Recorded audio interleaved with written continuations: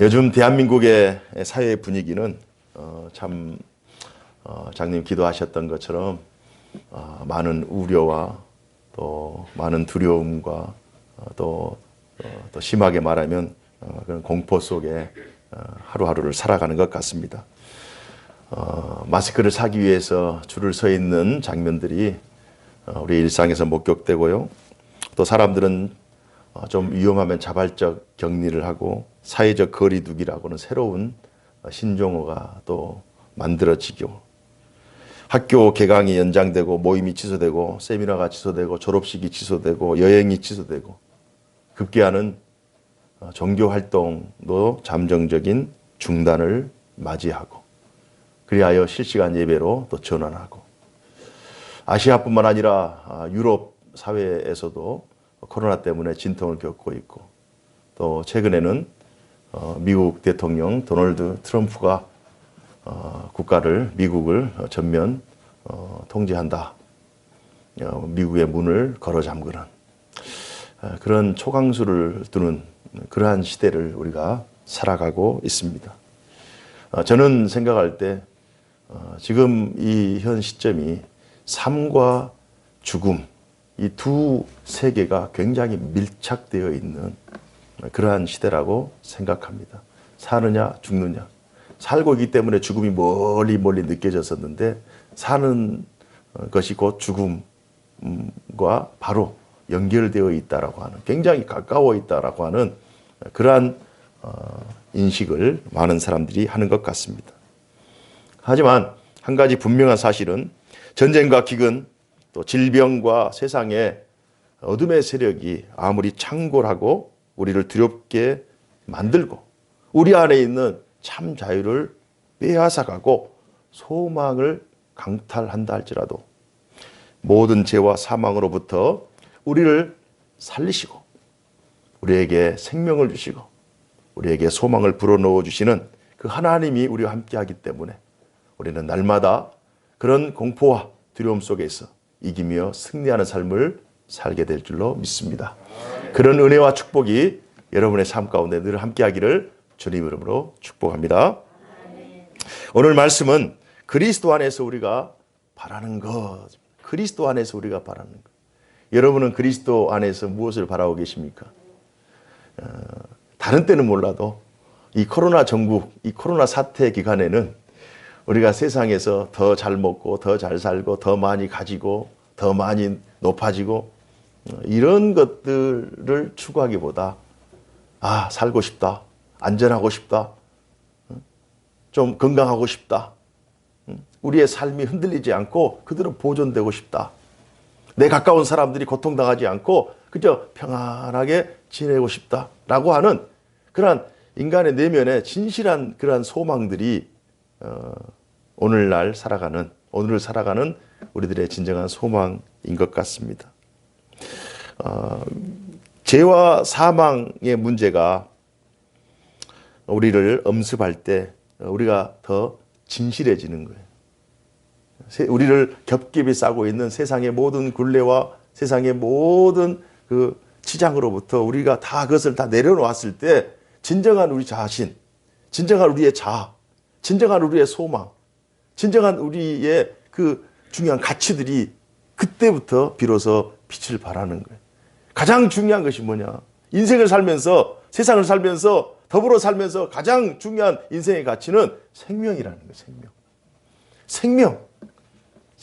생명이 존재하기 때문에 우리에게 관여된 모든 것들이 다 소중한 것이죠. 죽으면 그렇지.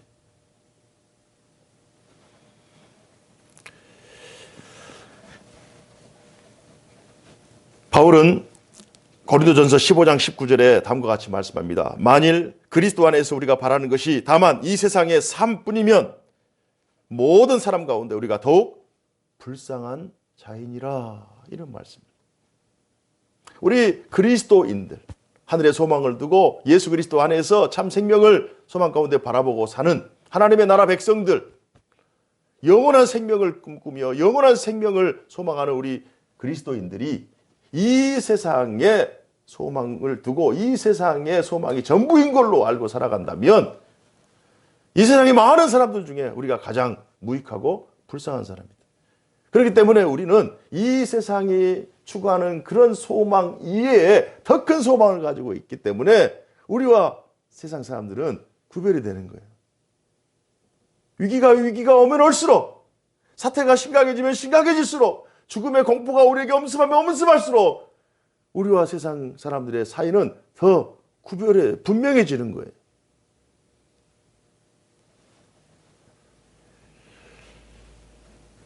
죽은 자 가운데서 부활이 없다고 하는 사람들의 말이 사실이라면 오늘 성경 본문에는 그리스도의 부활도 없다. 그러면 어떻게 되느냐? 복음을 전하는 것 더 것이고 믿는 것 더 것이고 하나님의 일을 거짓으로 전한 결과가 되는 것이고 하나님과의 관계, 신자들이 하나님과의 관계, 하나님 통해서 하나님 안에 생하는 모든 일들이 다 헛것이라는 거예요. Everything is nothing. 아무것도 아니라는 거예요. 부활이 없으면, 예수 그리스도의 부활이 없으면 우리의 삶, 하나님과의 관계, 우리의 믿는 것, 또 소망, 그 모든 우리를 지지하고 있는 우리의 모든 기초들이 다 헛것이라는 거예요. 이 바울의 고백입니다. 마치 유대인들이 그 엄청난 유대 하나님 신앙 정통을 가지고 있고 하나님의 선민이고 1500년 동안 율법을 지켜왔고 그들의 성전이 있고 예수님이 그곳에서 낳고 그런 놀라운 영적 유산과 자산을 가지고 있었지만 그들이 그 화려한 그 위대한 자산, 영적 자산을 가지고 있었음에도 불구하고 예수 그리스도를 부인하자 그들이 믿는 것들은 다 헛것이 됩니다. 그들은 하나님의 구속 역사 속에서 이제 그 줄기에서 벗어나 버리는 그러한 실수를 범하게 되는 것입니다. 그래서 예수 그리스도를 붙잡고 예수 그리스도의 죽으심과 예수 그리스도의 살아나심 이걸 붙잡고 있는 사람들이 하나님의 구속 역사에 함께 참여하는 자고 하나님의 그 선한 역사에 동참하는 자예요. 그러면서 우리의 스스로의 존재성을 확인하는 사람들이 하나님의 나라 거룩한 백성인 줄로 믿습니다. 오늘 본문은 이 사도 바울이 부활이 있기 때문에 우리가 얼마나 위대한 존재를 강조하기 위해서 부활이 없다면이라고 하는 부정적인 전제를 통해서 우리가 가지고 있는 부활신앙을 더 부각시키는 방식으로 접근하고 있어요. 그래서 부활이 없다면 계속 본문은 그렇게 얘기합니다. 부활이 없다면 하나님께서 그리스도도 다시 살리시지 않으셨을 것이다. 부활이 없다면, 성도들의 부활이 없다면, 우리가 믿는 부활의 도리가 만약에 거짓이라면 하나님께서 그리스도를 다시 죽은 자 가운데서 살릴 필요가 없는 거죠. 결국 그리스도를 하나님께서 다시 살리신 것은 그리스도만을 살리기 위한 것이 아니라 그리스도를 믿는 우리 성도들을 살리기 위해서 그리스도를 살리셨다는 거예요. 왜냐? 그리스도는 죽음이 필요 없는 분이에요. 성자 예수님은 하나님이시기 때문에 죄도 없으실 뿐만 아니라 죽음도 필요 없는 분이시고 다시 살아날 이유가 없는 거예요. 굳이 이 땅에 육체로 오셔서 죄를 짊어지시고 죽으시고 사흘 만에 또 다시 부활하신 것은 단순히 예수 그리스도만을 위한 것이 아니라 예수 그리스도를 믿는 하나님의 백성들을 위한 거룩한 희생과 또 다시 살아나심인 줄 믿습니다. 성경을 읽다 보면 성경 속에 표적이라고 하는 여러 가지 징조들이 나옵니다. 구약 성경도 마찬가지, 신약 성경도 마찬가지고요. 요나의 표적, 예수님께서 요나라고 하는 북이스라엘 시대에 니느웨에 가서 복음을 전하라고, 회개의 복음을 전하라고 하는 이 요나의 표적은 단순히 그 당시 사람들은 니느웨로 가느냐 다시스로 가느냐 이걸 가지고 또 그 당시 유대인과 적대 국가였던 니느웨에게 복음을 전하느냐 전하지 않느냐 이런 그 당시의 상황이 있었다면 예수님께서 요나를 평가할 때는 요나를 통해서 표적, 당신이 사흘 만에 죽었다가 다시 살아나는 그 부활을 요나가 물고기 뱃속에서 3일 동안 있다가 다시 살아나는 그 표적으로 대치를 시킵니다. 그 요나의 표적은 예수님께서 죽었다가 살아나신 부활을 다시 상징하는 그런 내용이 있어요. 예수님께서 해석하는 그런 의미가 있는 거예요. 어떤 사건이 발생하면 우리는 그 사건, 그 현상만 바라봅니다. 그 사건의 기승전결 어떻게 진행되었는가라고 하는 그 표면적인 것을 바라보지만, 그러나 요나의 사건을 통해서 그 당시에 요나가 니느웨에 가서 복음을 전하는 그 단순한 사건이지만, 그러나 예수님께서는 그 요나의 사건을 통해서 자신의 부활을 설명하고 있는 거예요. 이게 성경적인 뜻이에요. 이게 표적이라고 하는 거예요. 이게 상징이라고 하는 것입니다. 또 다른 상징이 있어요. 갈릴리 가나 혼인잔치의 표적은 단순히 예수님께서 물이 변화의 포도주를 만드는 그러한 그 당시에 그 사건이 일어났지만, 그 사건의 의미는 예수님께서는 물이 변화의 포도주가 되는 것처럼 없는 것을 있게 하고 있는 것을 더욱 하나님의 뜻에 합당하게 만드실 수 있는 창조주 하나님이시고 전능하신 하나님이시다라고 하는, 물질을 변화시키고 없는 것을 있게 하는 무에서유를 창조하신 창조주 하나님, 능력의 하나님이라는 사실을 증거하기 위해서 그 표적을 행하신 거예요. 하나님이시다. 예수님이 하나님이시다라고 하는, 예수님이 인간 예수가 아니라 하나님이시다라고 하는 이 사실을 증거하는 그 사건이 바로 가나 혼인잔치의 첫 번째 기적인 거예요. 그 사건을 통해서 제자들이 예수님을 비로소 하나님으로 인정합니다. 나아가 이스라엘 백성들이 애굽 땅에서 홍해를 건너가는 그 사건을 단순히, 그 당시 사람들은 애굽에 430년 포로 생활하면서 지긋지긋한 포로 생활을 끊고 조상들에게 약속하신 가나안 땅으로 이동한다. 우리는 이제 육체적인 자유를 얻었다. 우리는 그 애굽의 바로에서 포로에서 또 종에서 자유함을 얻었다. 노임받았다. 이 정도로 생각하고 지나갈 수 있겠지만, 그러나 히브리서 기자는 그것을 세례 사건이라고 표현합니다. 옛자아는 죽고 하나님 안에서 새롭게 거듭나게 되는, 옛자아는 죽고 하나님 안에서 새롭게 살아나는 세례 사건이라고 히브리서 기자는 고백하고 있는 거예요. 그래서 우리가 지금 당장 우리의 눈에 보이는 현실, 여러분이 직접 만나는 사건들, 행하는 일들이 단순히 일어나는 사건, 단순히 그냥 일어나는 해프닝이 아니라 하나님의 계획과 하나님의 뜻 안에서 이루어지는 하나님의 그 특별한 그런 개입과 간섭과 하나님의 그 구속 역사가 여러분의 삶 가운데 친히 개입되어 있는 그러한 인생을 여러분이 살아가고 있는 거예요. 그래서 단순히 예수의 부활이 예수의 부활로 끝나는 것이 아니라, 단순히 예수님께서 사흘 만에 살아나셨다, 그것으로 끝나버리는 것이 아니라, 그 부활 사건이 예수님을 믿는 모든 사람들에게 연결되어져 있고, 그 예수의 부활 사건을 통해서 우리도 살아난다라고 하는 그 말씀을 주시고자 하나님께서 예수를 죽은 자 가운데서 살려내신 거예요. 그래서 예수님의 부활은 단순히 예수님만의 살아나심이 아니라 우리 모두를 살리기 위한 하나님의 역사입니다. 그래서 예수님이 살아나셨기 때문에 오늘도 이 자리에서 우리는 임마누엘 하나님을 예배할 수 있는 거예요. 고린도서 15장 20절에 보면요, 예수님의 부활이 우리와 얼마나 밀접되어 있느냐. 고린도서 15장 20절로 23절에 보면, 그러나 이제 그리스도께서 죽은 자 가운데서 다시 살아나사 잠자는 자들의 첫 열매가 되셨도다.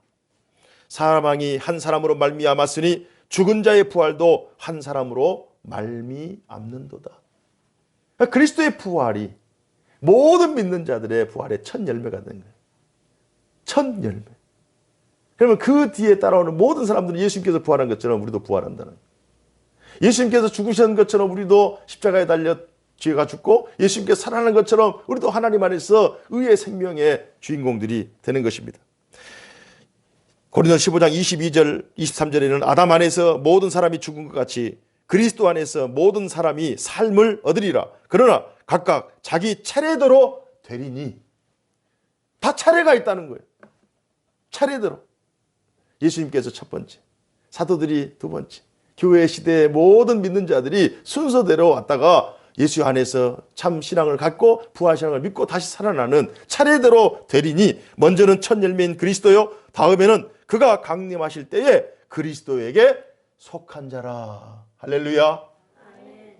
여러분과 제가 그리스도에게 속해졌기 때문에 예수님께서 십자가에서 죽으셔서 우리의 모든 죄를 용서하셔서 우리가 하나님 앞에 나음을 입고 용서함을 얻고, 그리스도께서 모든 죄를 짊어지시고 화목제로 되셔서 부활하셔서 의의 열매, 첫 열매가 된 것처럼 우리도 순서가 돼서 하나님께서 우리를 용서하시고 우리를 값없이 그리스도께서 살아나신 것처럼 우리의 생명이 영원토록 살아가는 영생의 축복을 누리고 사는 줄로 믿습니다. 그 시점이 멀리 나중에 일어난 일이 아니라 예수를 믿는 그 순간부터 일어나는 일이기 때문에 우리는 이미 부활을 경험한 자요, 부활의 약속을 신뢰하는 자요, 부활신앙 가운데 지금 진행하고 있는 그 부활신앙의 연속성 가운데 우리가 살아가고 있는 존재들이라는 거예요. 얼마나 우리가 위대한 존재인지 몰라요. 그래서 나는 날마다 죽노라의 의미, 사도 바울이 나는 날마다 죽노라, 그 의미는 나는 날마다 산다라는 의미예요. 나는 날마다 죄로 인하여 죽지만 그러나 그리스도로 인하여 살아난다. 내 존재가, 내 신분이 하나님의 자녀요 하나님의 백성이기 때문에 비록 세상에서 유혹이 오고 죄로 우리를 넘어지게 하지만, 그래서 때로는 그것에 넘어져서 죽는 것처럼, 때로는 정말 하나님을 떠난 것처럼 그러한 무감각과 또 무능력과 또 마음의 상심한 가운데 살아갈 수 있지만, 그러나 내 능력, 내 의지, 내가 뛰어나서, 내가 의로워서 내가 사는 것이 아니라 하나님께서 나를 살려주시기 때문에, 하나님께서 나를 의롭게 보시고 하나님께서 나를 존귀하게 여기시고 하나님께서 내게 부활의 능력을 허락해 주셨기 때문에 나는 하나님으로 인하여 오늘도 살아난다는 거예요. 이 사실을 바울이 깨달은 거예요. 자신에게서 능력이 나타난 것이 아니라 이미 우리의 구원은 하나님으로부터 시작되었고 예수 그리스도로부터 그것을 성취함을 경험하였고, 하나님과 예수 그리스도 사이에서 일어난 그 놀라운 구속 역사의 계획을 성령님께서 우리로 하여금 깨닫게 하시고 이해하게 하시고 그것을 생각나게 하시고, 그래서 그 믿음 가지고 살게 하시는. 그래서 우리가 예수 그리스도의 죽으심과 예수 그리스도의 부활을 확실하게 믿는 믿음이 있다면 그 사람은 성령 충만한 사람인 줄로 믿습니다. 우리 안에 내가 죽어도 살고 살아도 죽지 않겠다라고 하는 그 확실한 부활신을 가지고 있는 사람은 성령의 사람이고 성령의 역사 가운데 함께 참여하는 사람이에요. 왜냐하면 성령이 아니고서는 하나님을 알 수도 없고 하나님의 일을 깨달을 수도 없고 우리를 향한 하나님의 구원 계획을 이해할 수도 없어요. 그래서 오늘 이렇게 나와서 예배드리는 여러분들, 또 가정에서 동일한 신앙으로 예배드리는 우리들이 다 성령의 사람이고 성령 충만의 사람이고 성령과 함께 연결되어진 사람이라는 이 사실이 여러분에게 큰 위로요, 큰 기쁨이 되는 줄로 믿습니다. 그래서 고린도서 15장 17절에 보니까 그리스도께서 다시 살아나신 일이 없다면 너희의 믿음도 헛되고 너희가 여전히 죄 가운데 있을 것이요 라는 말씀이 있어요. 결국 예수 그리스도의 복음은 죄로 죽은 우리를 하나님의 의로 살리시기 위함이었다. 그러니까 십자가는 우리의 죄가 죽는 것을 의미합니다. 우리의 죄가 죽음을 통해서 하나님께서 그리스도를 통해서 하나님의 용서가 이루어지고, 또 예수 그리스도의 부활이라고 하는 이 사건은 죄로 죽은 우리가 다시 하나님 안에서 하나님의 의로, 우리의 의가 아니에요, 하나님의 의로 다시 살아남으로 하나님의 자녀가 되는. 그래서 이 십자가, 그리스도의 죽으심의 십자가는 부활을 전제하는 거예요. 십자가만 있어서는 안 돼요. 십자가는 부활을 우리에게 주시기 위해, 살리기 위해서 우리의 죄가 죽고 그 다음에 새로운 의로 우리를 살리기 위해서 예수님께서 행하신 크신 희생이다. 그래서 부활을 알게 하고 부활을 믿게 하고 부활신앙의 삶을 살게 하시는 분은 바로 삼위일체 하나님, 특히 성령의 역사이시다. 우리는 성령의 도우심으로 날마다 죄에 대하여는 죽고 의에 대하여는 살아난 자라고 하는 확신을 가지고 살아가야 돼. 확신을 가지고. 특별히 이 코로나 사태, 이 어려운 상황 속에서도 우리가 이 사회 속에서 한 구성원으로서 자기 역할을 감당하고 책임을 감당하고 이렇게 살아가지만, 그러나 우리와 우리 믿는 자들과 믿지 않는 자들 사이에 구별되는 것이 있어요. 믿지 않는 자들은 죽음이 끝이라고 생각해. 그리고 이 땅에서의 삶이 전부라고 생각해. 그래서 죽음이 오면 자기는 아무것도 할 수 없다. 자기 인생 끝장이다. 이렇게 생각하기 때문에 더 두려움의 공포가 큰 거예요. 그러나 우리에게는, 우리도 두려움이 있을 수 있죠. 사랑하는 사람들과 친숙한 일들과 또 모든 관계된 일들과의 이별이기 때문에 그것이 두려울 수 있어요. 그러나 우리는 그 두려움을 이길 수 있는 더 큰 소망, 완전한 소망, 영원한 소망이기 때문에 현실적인 어려움과 공포와 또 말할 수 없는 시련 속에서도, 고난 속에서도 꿋꿋하게 그것들을 견디며 이겨낼 수 있는 것입니다. 이것이 우리의 능력이 아니라 성령께서 오늘도 우리의 영혼을 붙잡아 주시고, 우리가 두렵고 떨릴 때, 두려움이 막 엄습할 때 있잖아요. 막 밖에 나가야 되냐? 누굴 만나야 되냐? 마트에 가면 되냐? 지금 뭐 좀 사야 되는데, 계란 한 판 사야 되는데 마트에 가야 되냐, 가지 않아야 되냐? 우유 하나 사야 되는데도 밖에 나가야 되느냐? 걸어가야 되느냐? 차를 타고 가야 되느냐? 누구를 모임을 가는데 만나야 되느냐, 만나지 말아야 되느냐? 이 문제가 늘 우리의 삶의 고민인 거예요. 실질적인 문제예요. 그러나 우리가 아무리 큰 환난과 역경 속에서도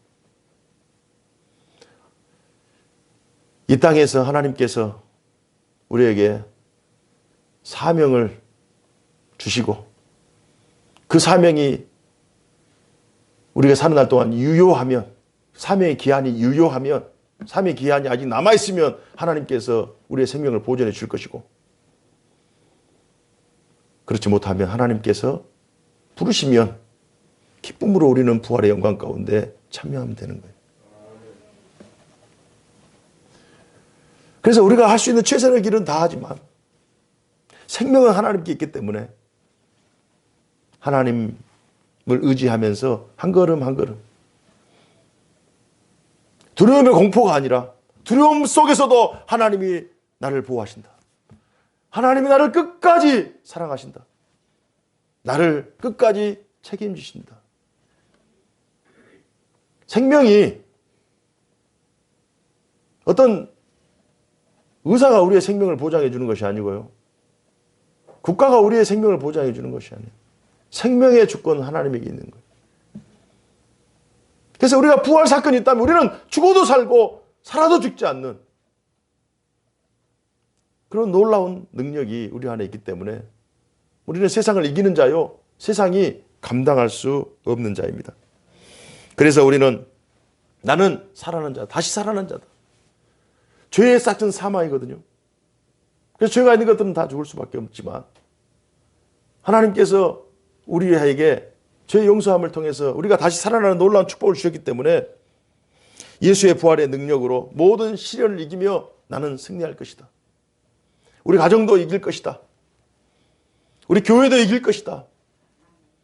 하나님께서 반드시 이기게 할 것이다. 반드시 승리하게 할 것이다. 이 믿음을 가지고 이번 한 주 동안도 정말 이기며 승리하는 승리의 삶을 사시기를 주님 이름으로 축복합니다. 예수 그리스도의 부활을 믿는 자, 예수 그리스도의 다시 살아나심을 확신하며 믿음으로 나아가는 자만이 죽은 예수를 믿는 것이 아니라 살아나신 예수님을 믿기 때문에 그 살아나신 예수님은 임마누엘, 하나님 우리와 함께 하시는 하나님으로 언제나 우리 가운데 있는 거예요. 그래서 늘 임마누엘이라고 하는 임마누엘의 영광을 우리가 늘 누리면서 살 수 있는 거예요. 이곳에서도 지금 임마누엘의 하나님이 우리의 예배를 받으시고, 가정에서도 임마누엘의 하나님이 우리를 보호하시고, 삶 속에서도 임마누엘의 하나님이 우리와 동행하시는 그 임마누엘의 하나님이 우리의 삶을 전체적으로 다 지키시는 그런 놀라운 역사를 경험하며 살 수 있는 것입니다. 이런 놀라운 능력을 힘입어서 한 주 동안도 이기며 승리하는 우리 사랑의 가족들이 되기를 주님 이름으로 축복합니다. 기도하겠습니다. 하나님 아버지, 우리의 싸움은 신앙을 지키느냐, 신앙을 지키지 못하느냐, 보이는 것을 위해 싸우느냐, 보이지 않는 것을 위해 싸우느냐, 썩어질 육신을 위해 싸우느냐, 보이지 않으나 영원한 영혼을 위해서 싸우느냐. 우리가 늘 그런 싸움의 갈림길에 있지만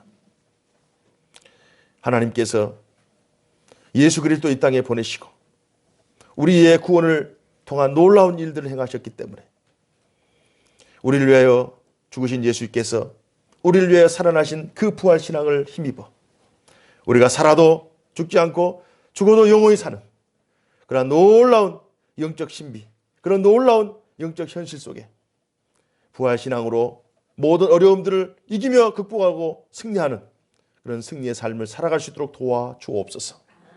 이번 한 주 동안도 주께서 우리 사랑의 가족들을 붙들어 주시고 그들의 삶의 일터와 현장 가운데, 삶의 면면 가운데 하나님께서 동행하여 주셔서 우리는 두렵고 떨 수밖에 없지만 성령의 능력과 권능과 충만함 가운데 두려움을 이기며 극복할 수 있는 더 큰 소망의 능력으로 감사와 기쁨의 삶을 살아가는 저희들 되게 하여 주옵소서.